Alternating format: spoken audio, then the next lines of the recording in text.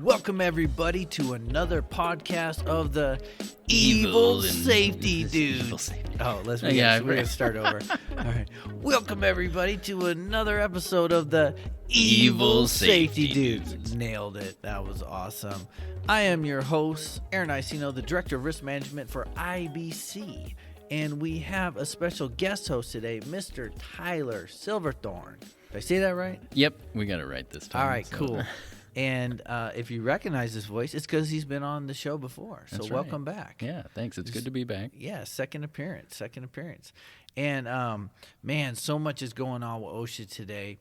When we were kind of brainstorming on what to base this episode on and your idea of OSHA Updates, I just think that's right in line. Yeah. Every time I turn on the radio, OSHA, because of their ETS standard on the vaccines, everybody's talking about OSHA now. All my normal guys I listen to, they're talking about OSHA now. Mm-hmm. It was like, wow, OSHA's in the news. That all got stayed and shut down for now. But there's still plenty of other updates to go over. Yeah, it was really hard to find something in the news other than the vaccine stuff in regard to OSHA right now. So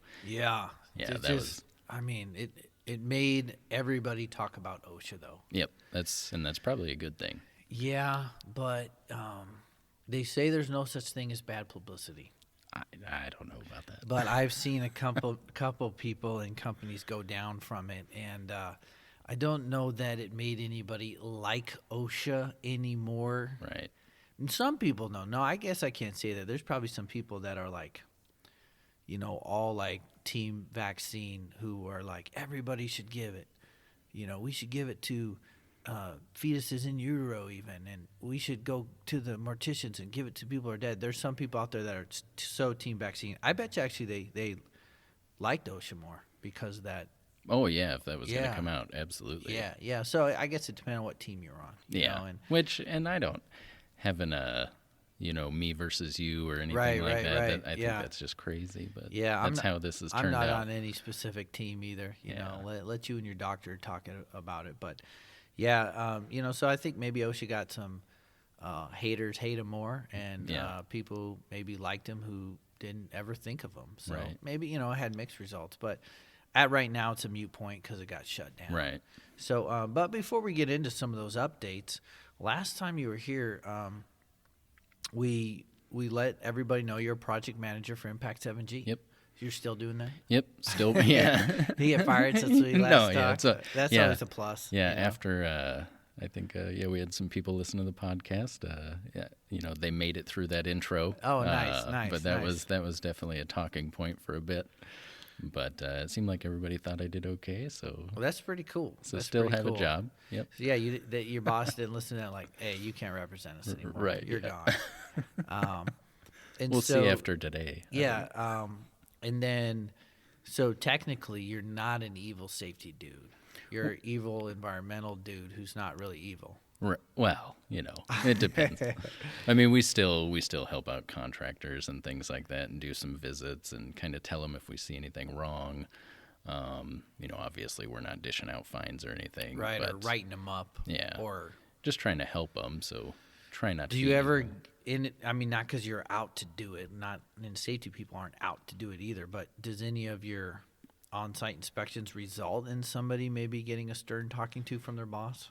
Potentially. It just kind of, because a lot of times I'm dealing with the boss at that point, so. Yeah. I deal with the boss too, and they still get mad at me. Well, yeah. The owner hires me to do a safety audit, and I do what they tell me to do, and then they're super mad at me when I give them the results. Right.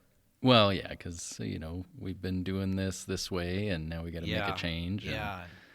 You're going to cost me this much money. No, This is the EPA reg. Right. And you asked me to see if you were in line with it, and you are not. Right. It's not me. And I think a lot of times it's like an education thing, just as far as being educated about what's required is sometimes that's not there. So once they do see, we do need to do this. Oh no, that's going to hurt our bottom line. Right. So remind me what regs you live in, because I live in OSHA regs. Mm-hmm. Do you live in OSHA or EPA or DNR, or where are you at? Where's your wheelhouse? RCRA? I mean, with all the different things that we do, it's hard to to list them all, I guess. I mean, my main ones are OSHA as far as the lead and construction standard, which I think I got wrong last time. Okay. I was listening and I was like 1929.62. That's not right.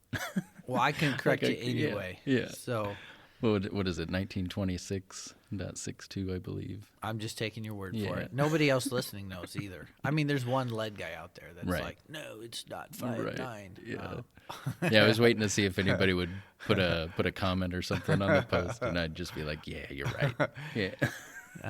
Now I tell people, email me all the time if I get something wrong or add something. And I think it's just part of. You get on here and get a little nervous, at least me. Well, yeah, we're improving too. We're not reading from a script here. Yeah. So we're human. We make mistakes, but I think people realize that. But it's common. Well, it's not common. It used to be common when I was a kid. When I was a kid, I'd watch the news, and sometimes they would have a segment in every news episode of errors. Right. It'd be like, last Sunday, we reported that blah, blah, blah, blah, blah had 5 casualties. It was only 4. We apologize. Right. I don't know if I've heard the news say that ever since. Yeah, I don't. I mean.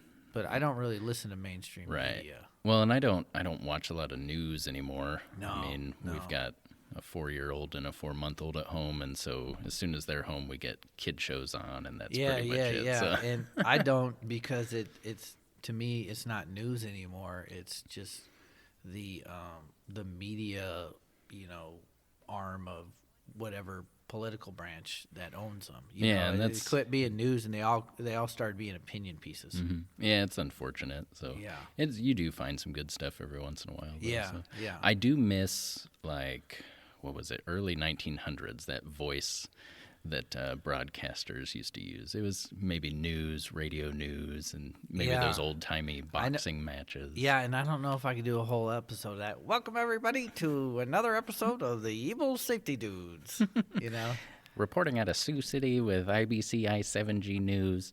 There you go. That was pretty good.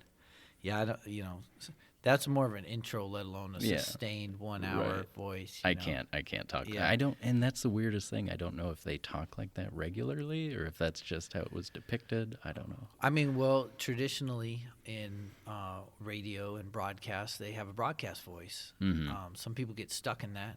Right. They don't turn it off when they leave, but I've talked to people before, and then when they go to perform or broadcast, then they turn on that super enunciating, pushing it out, right?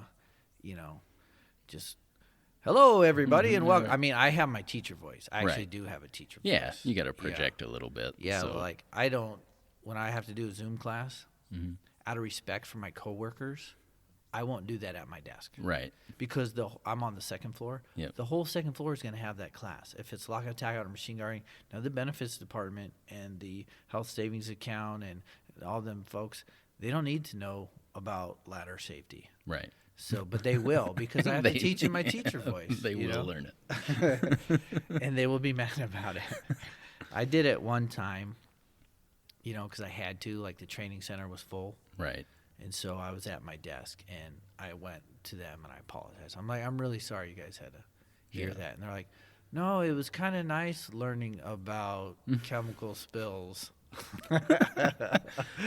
Yeah, I hated doing, like IDPH gave us the ability to teach our lead classes, or at least the lead refreshers online. And so during COVID. Yep, and I absolutely hate doing it over Zoom. Right. Just because having everybody muted and nobody wants to speak up with a question. Oh, it's such the stonewalliness, right. The least amount of participation you could right. get. It's hard to get participation in a live class. Yep.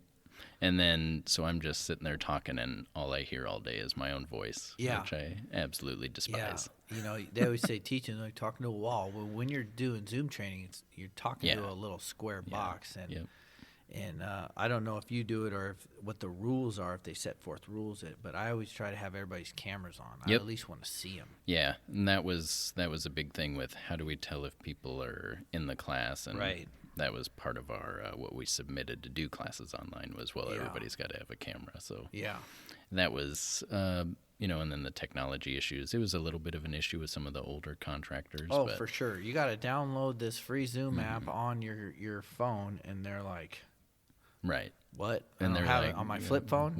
How do I do that? Yeah, where's Zoomy Zoom on the intranets? But, on the intraweb. Right.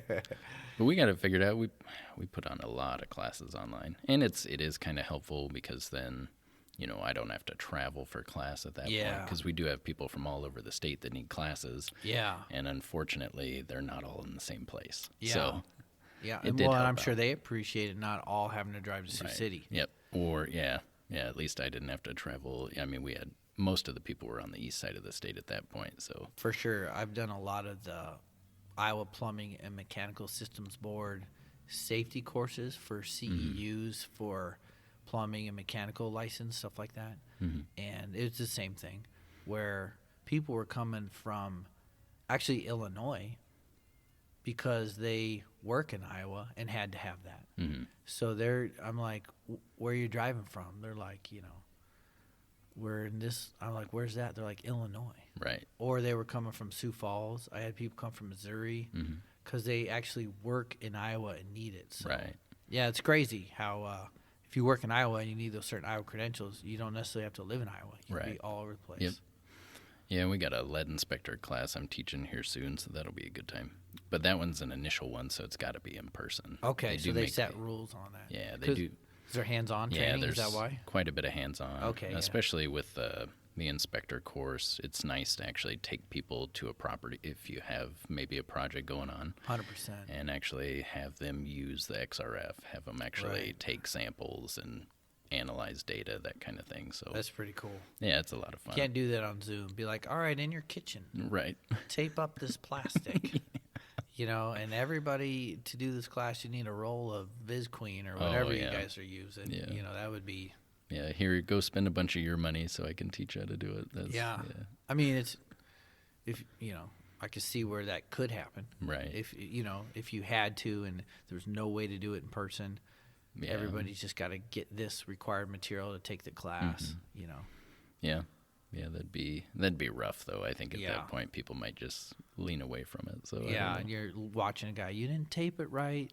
Turn your camera so I could see how you're taping that doorway. Yeah, and you got like 10 different people doing it at the same time. So trying to get everybody on the same page. That'd be tough. There's just some things that aren't meant to be done online. Yeah. They got CPR online now. Yeah. We.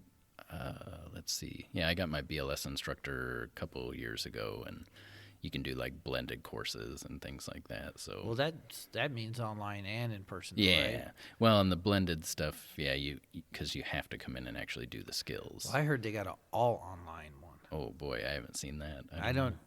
What do you do? Mail the guy a dummy? Right. I'm not sure. I mean, I could watch on Zoom if a guy's doing compressions right and rescue breaths right. Like I could do that. But if he doesn't have a dummy, I can't do that. Right. Yeah. Yeah. They got Iowa Concealed Weapons Permit courses all online. Sure. And I'm not a big fan of that. Yeah. I think you should go shoot a gun. Yeah, absolutely. I mean, now we're constitutional carry. Right. But at least for now. I still recommend the permit because of the reciprocity issues. But just doing something like that online, and now you could carry a loaded firearm concealed on your person, and you never shot it. Right. Yeah, that's dangerous. I've done a lot of firearm training, and I've seen people, hey, can you see if I did this right? I take the magazine out, and the bullets are loaded in backwards. Oh, yeah. And that's not a threat to anybody, but it ain't going to work for you if you needed it, and... Yeah, we definitely had some odd stuff because I was in the Army Reserve for a while, and we'd have range weekends and things, and I had the pleasure of being up in the tower of the 9mm range, and so you'd see everything from up there. But, wow. There was some times where I might have come off the handle a little bit over the loudspeakers. You got it with firearm safety. I mean, that's the, there's just zero tolerance for like unsafe gun handling. And you think of the military, well, they've got to do a bunch of shooting, but then you figure a lot of people in the military, that is the only time they fire a weapon is range day for reserve or National Guard or whatever. So that was always a treat, but I think I got told to calm down a couple times. Yeah, so online, it has its place. We did an episode on that a couple ago, and with Jamie Elgersma from Maintainer, and it was pretty cool. We just detailed the pros and cons of like online training versus the pros and cons of in-person Zoom versus computer-based learning. We just like dug into it. And, you got to figure that out when you're a trainer. Oh, yeah, absolutely. What platform can and can't work. Well, and it's just you as the trainer, you got to make sure that, everybody actually understands what they're going to be going out to do.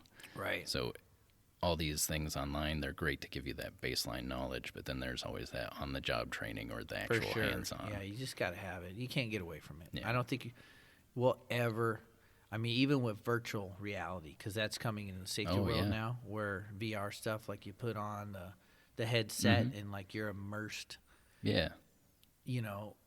You're still holding a control versus a hammer or a nail gun or whatever you're virtually training on. Right. It's cool, but it's not the same.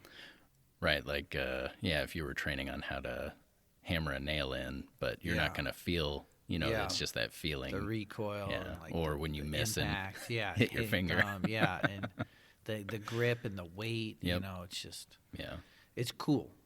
Virtual simulations are cool. I know that they had, not enough. When we were at the Build My Future event, they had a lot of VR stuff. Yeah, over VR's like, it's really infiltrating into construction, manufacturing, and I'm not against it, but it's just not like the silver bullet for training. Right.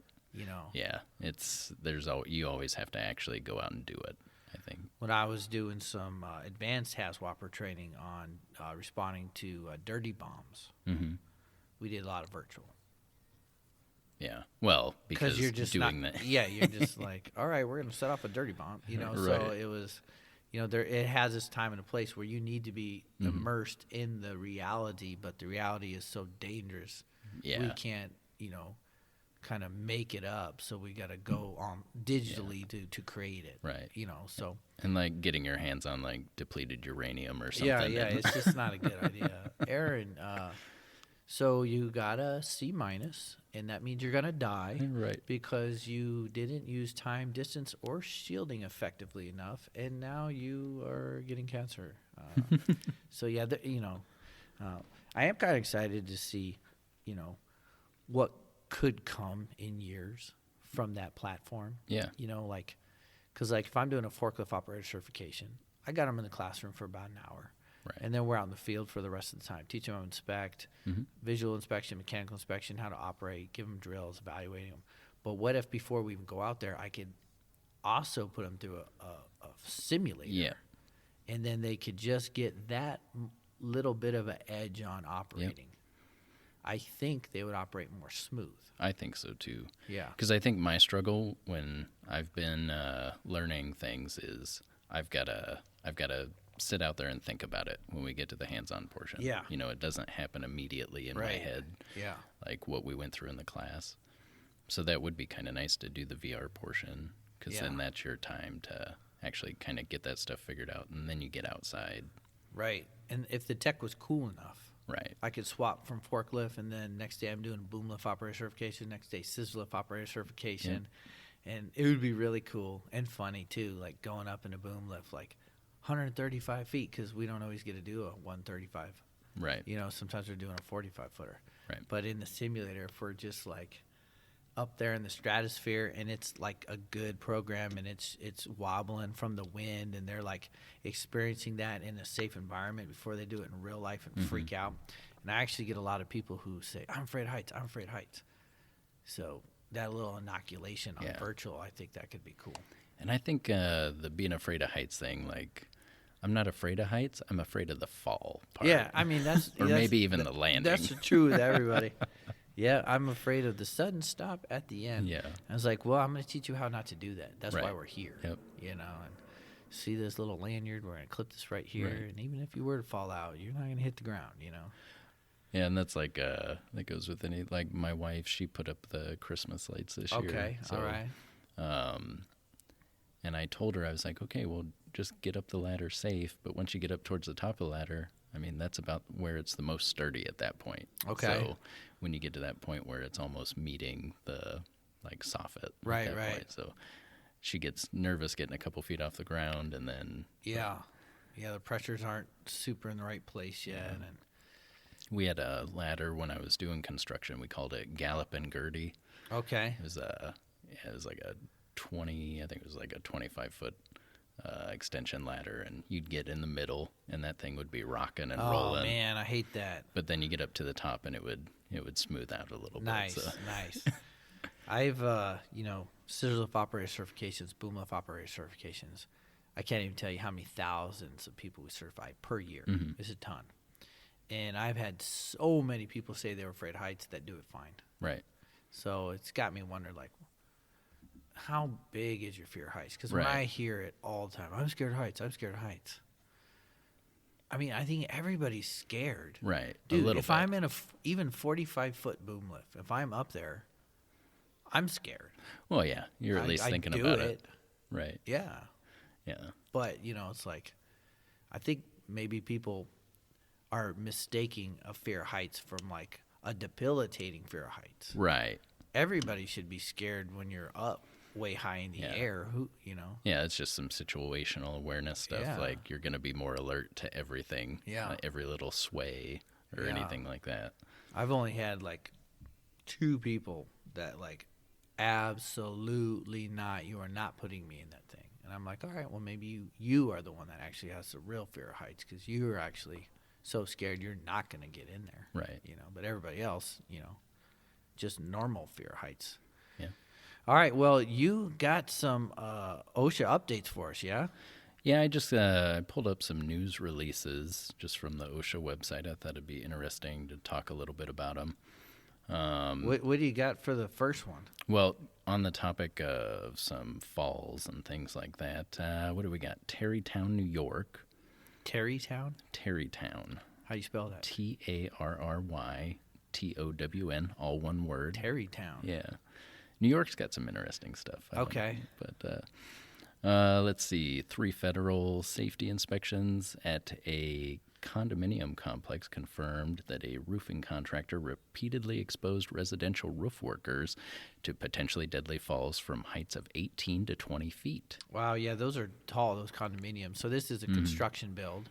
Yeah. And it's residential-ish. I mean, it's a pretty big job. It's not like a house, building a condo. Yeah. And most of those guys don't tie off at all, ever. Yeah, and it says they identified 9 willful violations. Ooh. Did they give you an amount? Would they hit them with? Because the willfuls could jump into over $130,000. $244K wow. in penalties. It's what they're facing. So, and they must either. It's not a repeat, so they may not have got busted before, but somehow OSHA knew that they knew it was wrong to do it. Right. And proved it and got them on a willful. Yep. Oh, it does say they had cited them at 3 other work sites between 2019 to 2021, including one where a worker died after a fall. That's terrible. So, yeah. Usually when a company has a fatality, that's when they get safe. Oh, absolutely. And in my line of work, it's terrible. When I get a call from a company that I'm not working with that wants to get safe, not 9 times out of 10, but 6, 7 times out of 10 is because of that. Right. And so I'm coming in post-fatality, post-major catastrophe. Right. And it's like, this sucks. And that's like playing cleanup. And Yep. I get to do that all the time. When I actually get a company call me who wants to get compliant with safety, who didn't have something like that, I'm like, wow. Why do you want to do this? Right. This is confusing to me. Most people are doing this because they had a fatality or catastrophe, and they're like, we just want to be safe. And I'm like, it's an anomaly. It's weird. I mean, it's proactive. Good that yeah, that's nice. That's how everybody should be. Yeah, but everybody's reactive. Yep. Yeah, being reactive is. But that company didn't even get reactive. It doesn't appear that they did. If you had a fatality and OSHA citations, and then you just keep going on business as usual. Now, if it was years ago, I could see that, because what I see a lot, too, is when there's a major issue everybody has knee-jerk reactions and go overboard. Now safety is like stupid, like not even makes sense safety anymore. Right. Stupid safety. And that's the safety guy saying that's right. stupid. So it's stupid safety. And then they can't maintain that. And so then a month, 2 months goes by. And then they just fall back off. Yeah, they keep falling down that stupid safety pinnacle to make sense safety, down to compliance safety, and then back down to pre-incident safety. So instead of just maintaining, the required amount of safety. And that's what I tell people, and they're shocked when I tell them. But when they have an incident or a catastrophe and they want to go to the stupid safety level, I'm like, no, let's stop at best practice. Right. Yep. And so in a sense, I'm saying, do less than what you're thinking. Right. They're like, you're the safety guy. You're always telling us to do more. And I'm like, yeah, but none of that stuff actually makes sense. Right.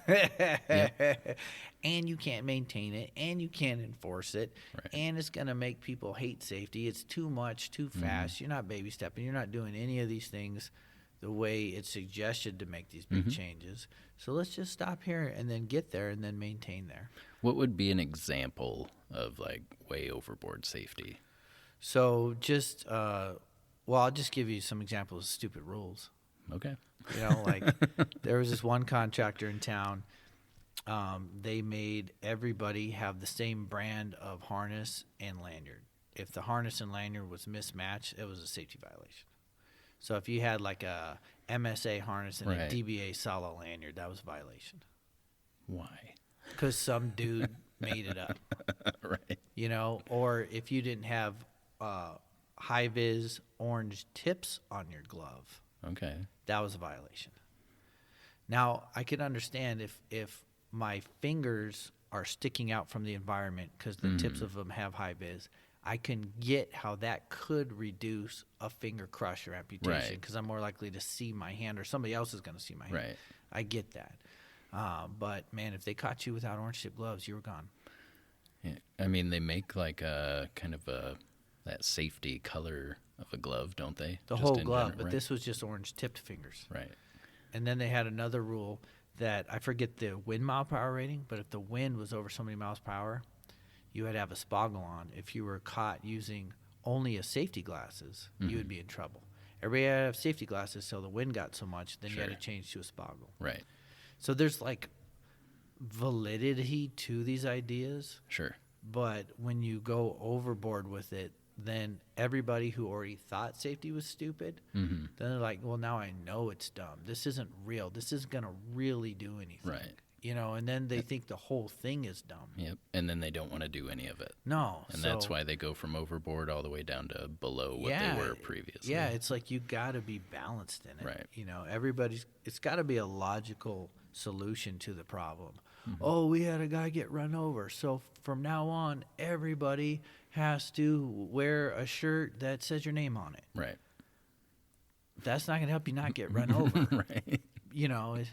Now wearing high vis, okay. Yeah. But, that's what companies do. Knee-jerk, overboard, make extra rules that don't make sense, and then they get people even further disenchanted with safety. Yeah. I like the high-vis conversation a little bit. When we were overseas in the Army, like for a few deployments, there was a requirement on a few of the bases to wear PT belts, basically a reflective belt. Okay, so almost reflective belt. Yeah, so you had to have your shirt tucked in then, right? Yeah. Well, and you'd have to wear it even over your actual uniform if you were walking around. Oh, so it's base. not like to hold up your pants. No. It was just putting one strap around. Yep. So we would use it for like when we would do physical training, PT, we would wear it so people would see us. But like a jogger wearing a high-vis vest. Which makes complete sense, right?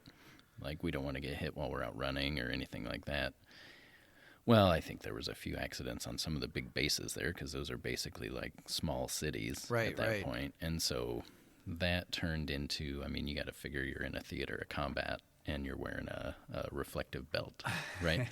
But it was only on base. But I think, a lot of guys, they looked at that like, oh, we're in a theater of combat. We got to wear this reflective deal. Yeah, they're going to trust us to go in battle with guns and tanks. But We have to go to this level. But I think if I am trusted not to run over a guy in the heat of battle, I should be trusted not to run over a guy not in battle. Yeah.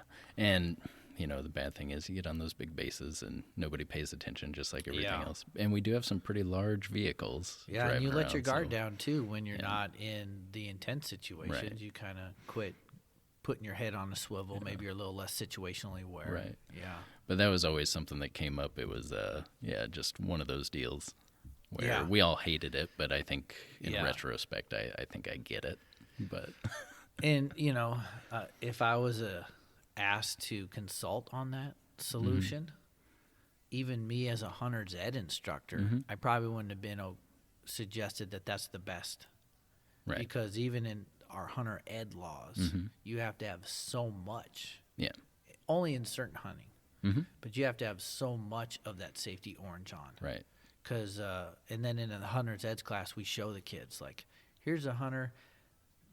Can you see him? And he's wearing some orange. And you're like, yeah. And then the next picture, he's turned. Right. So it's a profile shot. Yep. And all the orange was like on the front. Yep. And it's like, no, you can't see him as good anymore. Right. And that's why we have these requirements. So, I could see a belt in a certain body position or something. It might not be enough. Right, exactly. Like the DOT's got some strict laws on that. Oh, yeah. You have a DOT class 4 on this site. What does that mean? Well, it's got extra reflective, and you can't be the chintzy, cheapest safety vest you could buy with just like one little stripe going down each side. Well, and I've seen a lot of guys, they're, what they get provided for like work clothing already has all the reflective stuff on it. So that's kind of nice. You don't got to wear something extra.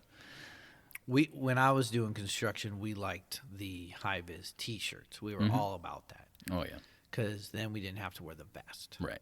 Because if it's summer in Iowa with 80, 90 degrees and 80% humidity, even that little chintzy, cheap as you can buy vest, because that's what they did buy in construction.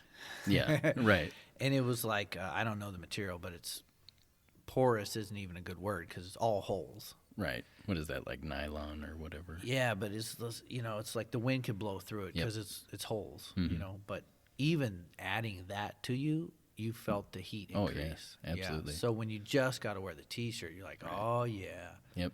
I don't have to wear this vest, too. Yeah, it is nice. Yeah. I think I got one on here. Yeah, today. you do. Yeah, you do. I got my... Do you know the official name of that color? I do not. And I could be wrong. I'm sure there might be people that correct me, but I was told. He's wearing the safety green. I know you guys can't see. But I was told that was called chartreuse. Is that chartreuse? That's what I was told. Is that a green? There was one color that I could not remember. It boy, I wish I could remember what it was. But I always thought it was like a kind of a purple, but it turns out it's like a shade of green. Oh, really? I don't know. Well, we should look it up after the show if that's the real color. But that reminds me of other over-the-top safety rules. I was on this site where everybody had to wear that color.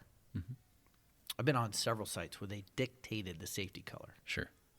So if it's a chartreuse site and you got safety orange, you're in trouble. Oh, no. Now here's a guy wearing high vis. Oh, you're not doing it right.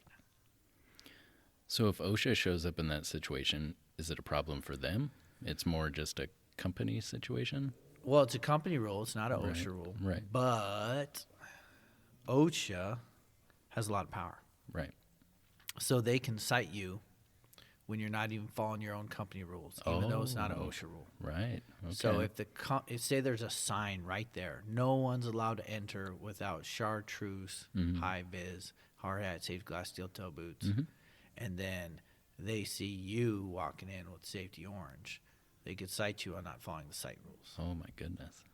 So like earplugs required beyond this point, even if it's not over 95 decibels in that room, where that would be the OSHA deal. Sure.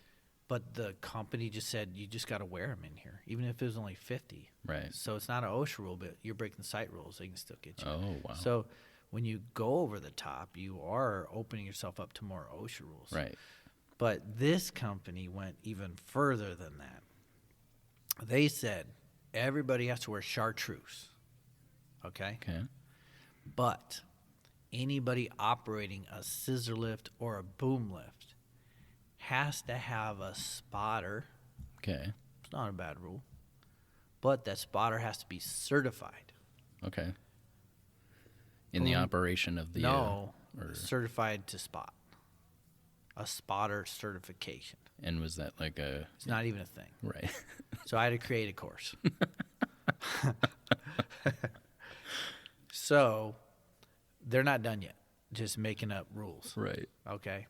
So you have to have a spotter. If you have someone operating boom lift, you have to have a spotter or scissor lift. They got to be certified. So card carrying spotter. Card carrying. Yes. Now they had to wear the safety orange.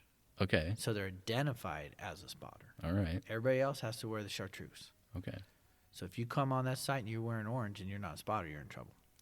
In addition to the orange vest and the certification to spot, they had to have 2 orange flags. Okay. You know, like a skier down, like in the boats, you got to hold up the flag, you know. Or like those guys, well, I guess they use maybe cones and lights, but like at the airport. Yeah. So you have to have 2 orange flags, an orange vest, and a certification to spot. That's kind of going overboard. Yeah. I mean, so did everybody just get that internal class then, in case they had to spot? That was before I came to work for IBC. I was working for a for-hire company. So it was just safety for hire. And so I made a lot of money off those dumb rules. Because a company would come here to do that job from Louisiana, Alabama, Texas. Sure. And they're not, even if they had a safety company back home that did a spotter certification, they're not going to send a guy back home. So they looked around here and they found me. And do you do a boom lift spotter certification course? Yep. You know, $200 per person. Right. Yes, I do. Glad you asked. That's a big thing in safety and anything really. I mean, we get asked a lot of times, "Hey, do you guys do this?" Oh yeah. Yeah. We can figure it out. I'm sure. So I had a guy. He wasn't successful because he always said no. Yeah, you can't be a no man.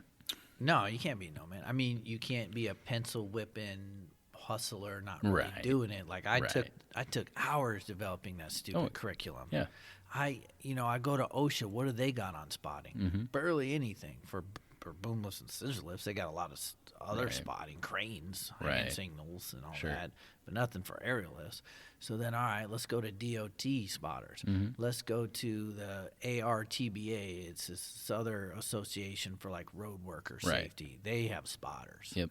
So, but yeah, that doesn't really apply to a scissor lift. And so, like, I'm going to all these reputable sources. I'm trying to customize something that makes sense for aerial lifts. I'm creating courses, outlines, tests, curriculum, hands-on. Because if I'm certifying anybody in anything, there's hands-on. Yep. So now I'm going to pretend I'm a scissor lift and I'm driving around in this classroom, and you're going to tell me if I'm going to hit that table. You know, now we're going to go field and do it for real. But so I took pride in it, but. Yeah. And you have to take pride in that kind of stuff. Yeah. I mean, especially if you're talking safety things, you know, because then, you know, if there is an accident, does that come back on you at all as training them, you know? So thank the Lord that I've never been drug into a court or OSHA case. Right. It would have to be a real bad one. It could happen. I've always been waiting for it. Right. You know, like I certify a guy on a forklift or I certify a guy as a trainer to certify people on a forklift. And then a guy operating the forklift dies. Well, I trained these trainers to pass that investigation. You covered the 22 things OSHA said. You did the hands-on evaluation right. Your curriculum was site-specific, workplace-specific. It covered the OSHA regs. Like, you do it this way, and you're going to be good when they dig into you. Right. But could they then go, well, who made you a certified trainer? And then go up to me. Well, what did you teach this guy how to teach? It's never happened. It has to be a pretty insane investigation to go that deep. Yeah, and I feel like it'd be interesting, especially with something that isn't like an actual certification. Yeah, you know, where there's no standards on it. Right. There's no OSHA regs. So, you know. There's less liability for me in that case. Right. But at least you did your due diligence. Oh, I went overboard. I always go overboard. But, you know, what about you? You doing lead training? Have you ever worried about stuff coming back on you that way? I mean, that's why, you know, I'm glad to have as much experience as I've had with these things and actually doing the work. But we do get some oddball deals sometimes where people are asking for like EPA classes, and I'm like, well, as far as lead goes, you're either an accredited state or you're not, so you got to get the state certification. So, there was some people looking for classes for like EPA certifications, and I was like, well, our class meets that, but I can't give you right. You got to yeah. Or we might have people that ask for like kind of an awareness class. Okay. Well, there's not really a lead awareness class, right. Like that you can get a certification from. It's more just kind of some general information. Yeah. So I feel kind of weird about giving those classes. I say, well, how about we do a lunch and learn or something like that, Well, I just title it because, I could do that. Mm-hmm. I could just teach people on anything. Hexavalent chromium, the hazards of it. I could teach somebody on the hazards of asbestos. I'd teach somebody on hazards of hydrosulfuric acid, peracetic acid, sodium hypochlorite. Like, I could just do an awareness. I could read you the safety data sheet. Right. Yep. But I'm not certifying you in anything. Right. Not cleanup, not abatement, not remediation. I just, and I'm always putting the word awareness in it. So anhydrous ammonia awareness course. It's not a certification. You can't do anything with that. Right. So do you issue certificates for those? No, not for awareness. Yeah. Yeah. Now, if somebody's like, we want something to hang on the wall that said we went through this 1 hour awareness course. Right. Okay. I actually have a thing for that. Mm-hmm. I could certify your attendance. Yeah. Sure. I can't certify you in remediation, abatement, working with it. Mm-hmm. So it's all in the wording. Yep. I certified that you sat in this class when I taught this topic, but I'm not certifying you competent to do anything about it. Yeah. You were here and listened to me talk about this. Yes. That's it. Yeah. So then the below named student has attended the anhydrous ammonia awareness course. Mm-hmm. Right. But it's not like you could go to a huge manufacturing plant with tons of anhydrous, and they're under the process safety management standards, and be like, I'm going to be your new anhydrous ammonia PSM guy. Right. They're like, are you trained? You're like, yeah, I went through this. Here's my certificate of attendance that I sat through, a 1 hour awareness, because it says awareness, right. Yeah. It's not going to do anything for you. Right, yeah. But have you heard of a lead instructor ever getting drug into a court case or OSHA issue? I don't believe so. Yeah, which is good. Yeah. It's hard sometimes to keep up on all the news and stuff, but I don't think I've ever heard of a trainer being involved. But that's something I always worry about, though. Just the people that I'm certifying, I want to make sure that they know what they're doing. Yeah, for sure. Every good trainer has that. I call it a healthy fear. Right. If you're not scared at all when you're teaching somebody something high level, high risk, like you probably shouldn't be doing that job. You should fear the results of your actions all the time. And it's not like a debilitating fear. Well, I can't get out of bed today. I have too much anxiety. Right. But that fear should propel you to go the extra mile, to not pencil whip it, to not do an 8-hour course in 2 hours. Right. Because there's a lot of guys out there that are doing that. And we cover, like a lot of that stuff, especially like clearance inspections when we're talking about lead-based paint projects. What all that entails, what you're looking for, because if you find any of this, you need to make sure that you fail that clearance and that it has to get redone. Yeah. Because if you pass this and a kid gets lead poisoned, that's going to come back on you. For sure. And I do a lot of that myself when I'm doing an instructor course. They call them train the trainers. I don't like calling them train the trainers, by the way. I was doing a forklift instructor update course the other day. Okay. And so only people who were previously certified as instructors could come to get this update because this company got a new lift that they have to train people on. Sure. So it was just updating the instructors on how to teach a new lift. Sure. Simple little course. So this guy walked in. I go, are you currently certified instructor? He goes, no, I'm a train the trainer. And I go, oh, so you make trainers? Right. And he goes, no. I was like, so what, do you certify instructors? He goes, yeah. I said, so you're a forklift instructor. But that term, train the trainer. Yeah. That's where I'm training you to become a trainer. But when you walk out, you're a trainer. Right. You're not a train the trainer. That means you make trainers. That means you, train the trainers. Terminology matters. Yeah. You know, like I'm a train the trainer. You know, like I don't even put that on certificates. Train the trainer. Yeah. Forklift instructor course. Yep. So I became a forklift instructor today. But, but when I am doing those, I'm like really dialing in. Like if this person, if you've been working with them for an hour and they just cannot operate this, and you don't certify, and be a good instructor, be stubborn, have them come back the next day and try again, and work with them, really try to work with them. The company needs this person to run it. They need this job. Don't dismiss them too quick. But if you've really thoroughly tried your best with patience as a good coach trainer, and they, for whatever reason, mentally, physically, emotionally, just cannot operate this thing, you do not certify them to operate the forklift, Yeah, I think I've had, with our lead classes, I've only had one person ever fail an exam. And, they were in class. They were in and out with phone calls, things like that. Okay.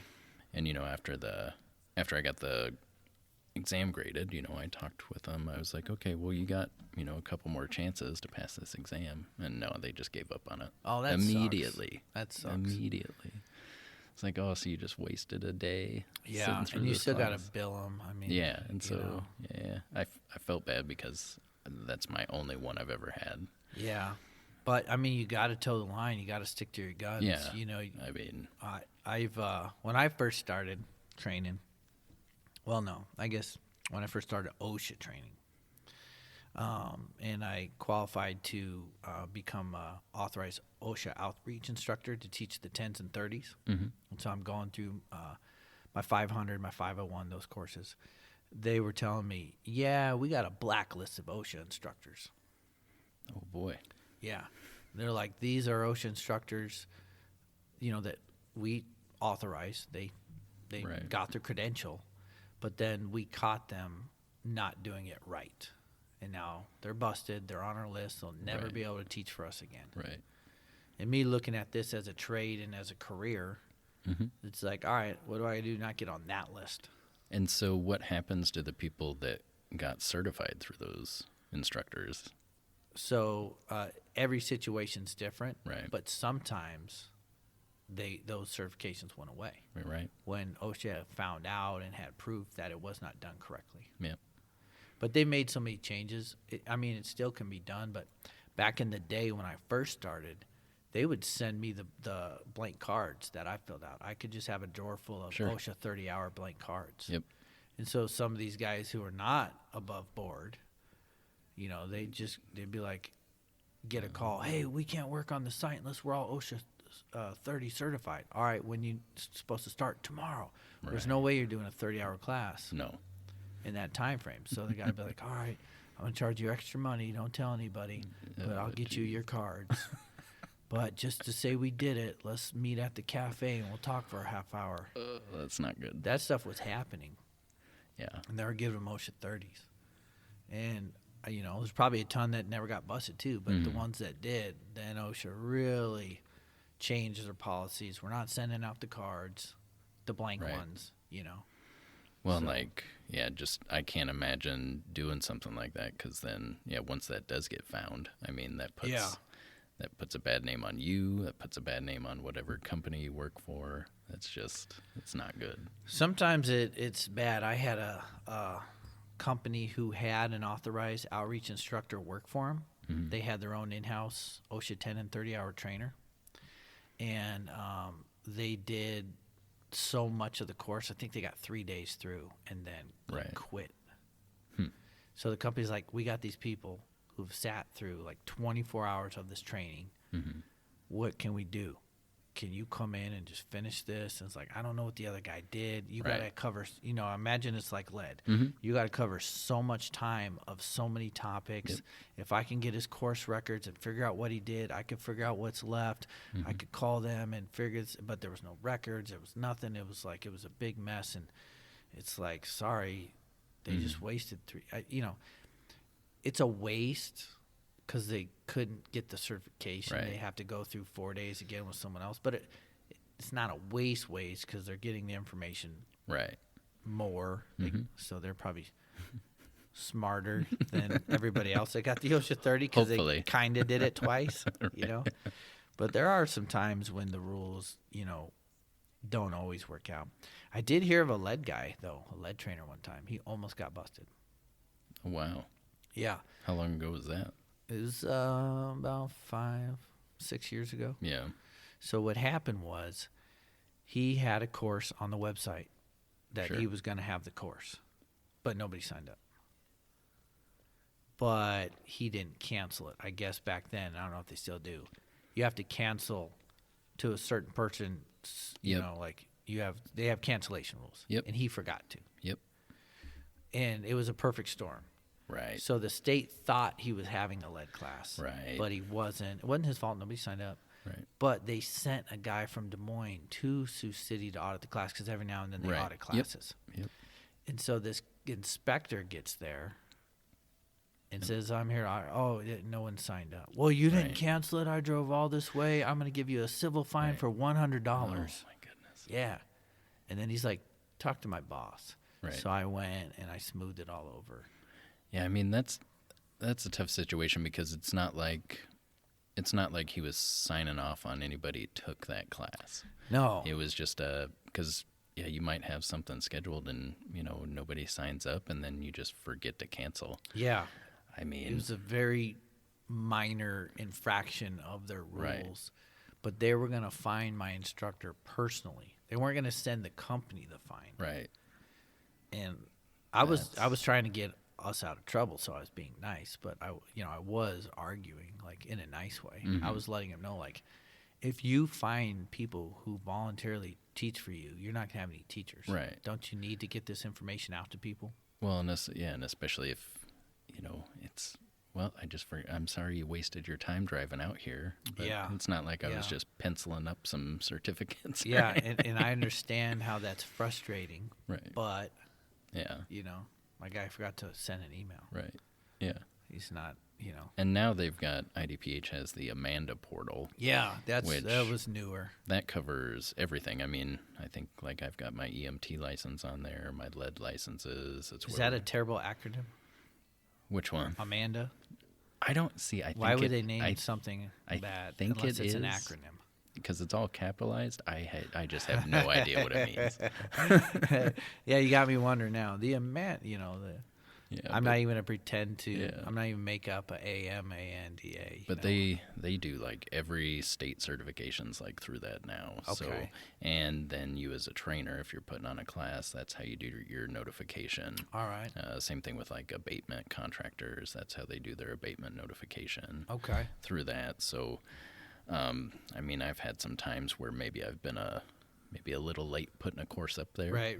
But, you know, I always contacted them, said, hey, sorry I didn't hit the 7 days on this notification that I'm doing a class, but just to let you know. Have you ever been audited? My training was audited. I haven't been audited in person for a class yet. We did have a training audit this last year for like our lead abatement contractor refresher. Okay. So I had to send them a bunch of materials, just our course, all the tests. Oh, so not in person. You just got to send them what you're doing. And, yeah. But they didn't actually come to a class. I've been audited once. Yeah. It was cool. Yeah. Dude came in, hey, we got to do so many of these a year. Mm-hmm. You're selected. Right. I'm going to sit in the back. Don't mind me. Well, and like part of that is I'm actually like hoping at some point they come to a class. So maybe I can get some of that outside, just like improvements, maybe. Okay. You know what I mean? You know, I think I'm pretty good at keeping track of paperwork and things like that. Right. But as far as teaching the class, you know, do you have any suggestions or any better ways and it'd be nice if they were an education expert to give that. But the guy who audited me, he was just making sure it was real. I wasn't pencil whipping it. And he didn't care if I was the boringest guy in the world. Right. He was just all about the rules. Yeah. And I kept the letter because then he sent a letter and it was like, you passed, you do a great job. And I was like, cool, man. But, yeah, it wasn't like, any like, you said the repetitive word 50 times, and you didn't define this acronym, and you could have had a hands-on activity on this, but you didn't. Not required, but you could have improved it. It wasn't anything like, wow, I'm deeply a better instructor now from this audit. It was just like, okay, you're following our rules. Right. Continue on. Sometimes they don't care if you suck. Yeah. Which is unfortunate. Yeah. So when I teach a NRA certification course for pistol, rifle, shotgun, personal protection in the home, personal protection out the home, I got a lot of NRA certifications to teach. They do care. Oh, yeah. Which surprised me. I'm like, here's the gun safety course. And they're like, you got to correct students a certain way. You shouldn't lecture the whole time. You should be doing so much variety of hands-on and PowerPoint. Yeah. You really need to teach great. Right. You need to use all the great, what we've discovered with how to get education people. You need to be a great teacher. Right. And then I go, I won't name the other organizations that I'm certified through, but they could care less if I was like, now we will turn to page 5, and I will read this 3 paragraphs to you. And it's like cruel and unusual punishment. Right. Or butt to the class, reading the slide on the screen in a terrible reading voice. And they would audit me and go, good job. NRA was like, terrible job. They didn't audit me, but if they would have, and if I was doing that, they would have been like, you lectured too much. You didn't do enough hands-on. You didn't engage them. They had this thing called TIP, TPI, Total Participant Involvement. Sure. That's what they're all about. Yep. Getting people involved in the course. Don't lecture to them. Well, and they're going to remember that better. Well, it's superior education. But what took me was the NRA is all about, like, high-level educators teaching their stuff. Why isn't everybody else? Right. Well, and that's like, I just want some constructive criticism. If I'm doing something bad, I want to know it. But I also... We got to become an NRA instructor. Yeah. Well, I'm not. I'm probably not going to be doing that. But, like, in general, like, if somebody just says, oh, no, you did great. Yeah. Okay. Well, thanks. But, what can I do better? Yeah. But that's just me, though. I'm sure there's a lot of people that don't care either way. But... The times I've gotten feedback was student feedback. So every 4 years I got to go renew my OSHA authorized outreach instructor course credential. And so you have to teach everybody that's, say there was 5 of us, we're all renewing it. Everybody has to teach like an hour or something. And then each student fills out an evaluation on you and you get those. Sure. And so that's the only time I get like feedback on teaching as a skill. Yeah. And even then it's students, so they're just mean. Yep. I did have a lady count how many times I used a repetitive word. That's just frustrating because that's not, I took it. Yeah. I was like, okay, I could be a better instructor if I did not say 57 times an hour. But I'm like, how bored are you that you're like, I'm going to find his repetitive word use and then make a notch every time he says it. I took it for what it was. And I don't know if I improved on that. I mean, because unless she's back in my class counting my ums, But like, with that, were they paying attention to anything else in the class? No, but she wasn't. Her job was to evaluate my teaching ability. So, I was okay with that. But, if students do that to you, they're not getting nothing. Yeah. I always I like reading participant reviews. Right. They're fun sometimes. Now, do you have to give out evaluation in your lead courses? Yep. There's several courses I teach where it's required. Yep. Yeah. And then there's required. A million other I teach. There's no evaluation requirement. Right. But when I was taught to read them, I was taught to read them with a grain of salt because students are even more mean. Oh, yeah, they can be. This class sucks. Oh, yeah. And then some people just... 5 is the top score. They circle all the way around. Line down. It's whatever. Like one more thing I got to do before I go. I could care less. But every now and then you can get some pretty good constructive criticism, some points to improve on. Yeah. I think a lot of mine have been with photos. There's a lot of photos in our training that are old. I can see that. Is that in your control, though, or no? I mean, not initially. I think it's something I need to check on because I do have a lot of good photos that I could replace. Yeah, with something like that, though, But I think then it has to get approved. Yeah. Like, okay, yeah, this is good. Yeah. Yeah. One time I became a concealed carry instructor for the state of Nebraska. Mm-hmm. And back then, that was a painstaking process. Mm-hmm. I had to develop all my own curriculum. Now, they have the regs. You got to do this for Sure. so much hour, this for so much hour. So I developed this insane long, like 600-slide PowerPoint. Mm-hmm. All the forms, evaluations, some they give you, some you got to create. And then to get approved, I had to go down to this guy from the Highway Patrol and in Grand Island. That's far from Sioux City. Yeah. And I had to sit in his office and go through every single slide. Oh, my gosh. And he was super critical. He was like, we were talking about how important it is to use the right ammo in the gun. The gun can explode. He's like, right. On slide 59, you need to put a picture of a gun that has exploded. So I'm taking notes, man. Right. You know, but my notes were like 5 pages long, super nitpicky, overcritical on me. Mm-hmm. I had about another 7 hours revamping it, send it in. And this is all by mail the second time. I got to mail in these slides. This is a long time ago. And then forever later, he's like, okay, these are fine. But, man, I'm on the internet. Exploded gun photo. You know, it's like, come on, man. You know. Yeah, we kind of dealt with that with this elevated blood lead level inspector class we're trying to get put together. It's a lot of back and forth. I mean, luckily we have the technology to just share digitally. Right. Or else, oh my gosh, if I had to send all this stuff in and then wait for snail mail to come back to me, it'd be unreal. But it does take time. I mean, and at least they're really looking at the material and want to make sure it's good. I will say that a lot of the material came from the state. And all I did was reformat it a little bit, and there was a lot of corrections. Yeah, so that's funny. Yeah, you're correcting yourself here. Yeah. Tyler, we've reached an hour. I can't believe it. You know, but I do have a trouble. I don't know what to name this episode. We were going to do Osha Updates, but we only covered one. Shooting the Breeze with Tyler Silverthorn. Yeah, we could. Safety and environmental dudes chewing the cud. I'm going to have to come up with something on this. So, I mean, we talked a lot about training, I guess, but I don't know. Yeah, I mean, training, safety, all over the place. Yeah, no, we did. Yeah, I'll spin something on there. Yeah, training. I tell you, I was a lot more relaxed. Stories from trainers. I was a lot more relaxed this time, I think. Yeah, well, and that always makes it better. You know, your mind works better when relaxed. But thank you for coming on, and definitely going to get you back on here. So for Mr. Tyler Silverthorn, I'm Aaron Icino. Together we are the Evil Safety Dudes, which isn't accurate. So let's go Evil Safety and Environmental Dudes, okay? Evil. Should we do the EHS? Yeah, let's just do EHS. The Evil EHS Dudes, okay? So for Mr. Tyler Silverthorn, and I'm Aaron Icino. Together we are the Evil EHS Dudes. Until next time, everybody, stay safe.